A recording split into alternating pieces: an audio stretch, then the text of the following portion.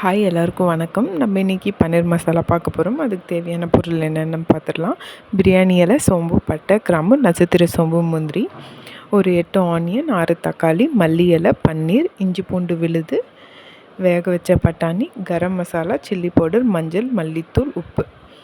ஒரு பேனில் கொஞ்சமாக எண்ணெய் விட்டு ஒரு பிரியாணி இலை, சோம்பு, பட்டை, கிராம்பு, நட்சத்திர சோம்பு, முந்திரி சேர்த்துக்கலாம்.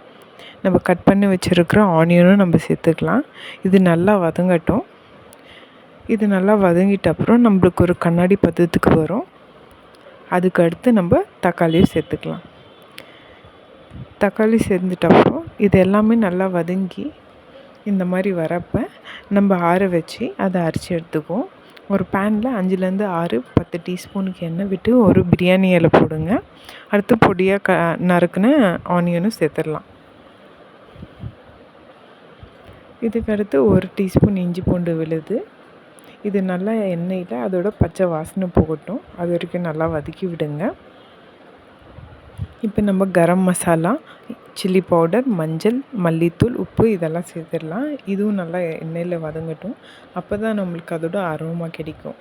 நம்ம அரைச்சி வச்சுருக்கோம் இல்லையா மசாலா, நம்ம அதையும் சேர்த்துக்கலாம். இப்போ இது நல்லா மிக்ஸ் பண்ணி விட்டுருங்க. இது மிக்ஸ் பண்ணிட்ட அப்புறம் நம்ம தேவையான அளவுக்கு தண்ணி ஊற்றிக்கலாம். உங்களுக்கு எந்த மாதிரி கன்சிஸ்டன்சி வேணுமோ அந்த மாதிரி நீங்கள் தண்ணி அளவாக ஊற்றி சேர்த்துக்கோங்க. இது கொஞ்சம் திக்காக இருக்கட்டும், ரொம்ப தண்ணியாகவும் வேண்டாம், இல்லைன்னா நம்மளுக்கு நல்லா இருக்காது. அதுக்கடுத்து நம்ம கட் பண்ணி வச்சுருக்கிற பன்னீர் அண்ட் வேக வச்ச பட்டாணி இது ரெண்டும் சேர்த்துக்கலாம். இது ரெண்டும் சேர்ந்துட்ட அப்புறம் நம்ம நல்லா மிக்ஸ் பண்ணி விட்டுட்டு ஒரு லிட் போட்டு க்ளோஸ் பண்ணி வச்சுருங்க ஒரு 10 நிமிஷத்துக்கு. அது நல்லா கொதித்து வரட்டும். அப்போ நம்ம கொஞ்சம் மல்லி இலை சேர்த்து முடிச்சிட்டா நம்மளோட சுவையான பன்னீர் மசாலா ரெடி.